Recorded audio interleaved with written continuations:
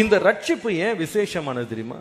இந்த ரட்சிப்பு ஏன் விசேஷமானது, ஏன் அதை கொண்டாடணும்னு சொன்னா, இந்த உலகத்துல ஒரு மனுஷனுக்கு ரட்சிப்பை கொடுப்பதற்கு இயேசுவை தவிர யாராலுமே முடியாது.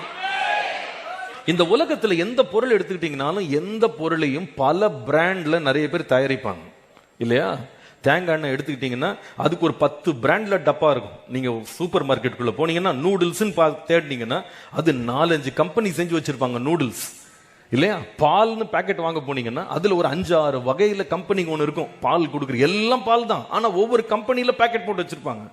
ஆனா ரட்சிப்பு என்று வருமானால், ஹல்லேலூயா, இயேசுவை தவிர ரட்சிப்பதற்கு ஒருவருக்கும் அதிகாரம் இல்லை. ஹல்லேலூயா.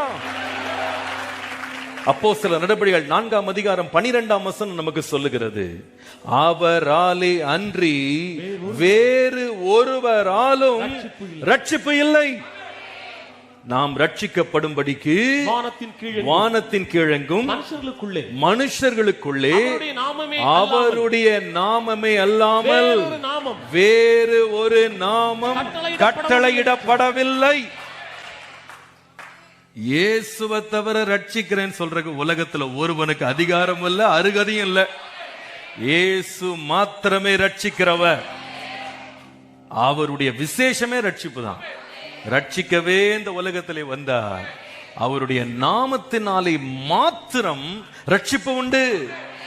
இதுல பெரிய மகிழ்ச்சி என்ன தெரியுமா? ஒருவராலே தான் ரட்சிப்பு, அவர் நாமத்துல தான் ரட்சிப்பு, வேற எங்கேயும் ரட்சிப்பு கிடையாது. அந்த ரட்சிப்பை அருளின ரட்சகரே அவன் வீட்டுக்கு வந்துட்டாரு பாருங்க. இப்ப சொல்றாரு, ரட்சிப்பு இந்த வீட்டிற்குள்ளே வந்தது.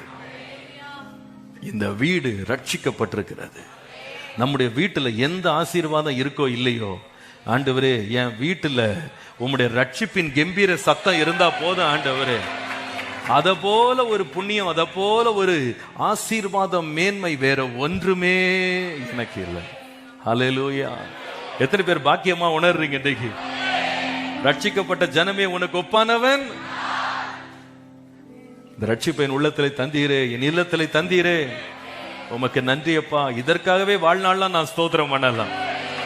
நம்ம வீட்டுல எல்லாரும் படிச்சவங்களா இல்லாம இருக்கலாம், பெரிய பணக்காரங்களா இல்லாம இருக்கலாம், பெரிய பதவியில பட்டங்கள்ல இல்லாம இருக்கலாம். நம்ம வீடு ரட்சிக்கப்பட்ட வீடா இருக்குமானால் நாம் பாக்கியவான்கள்.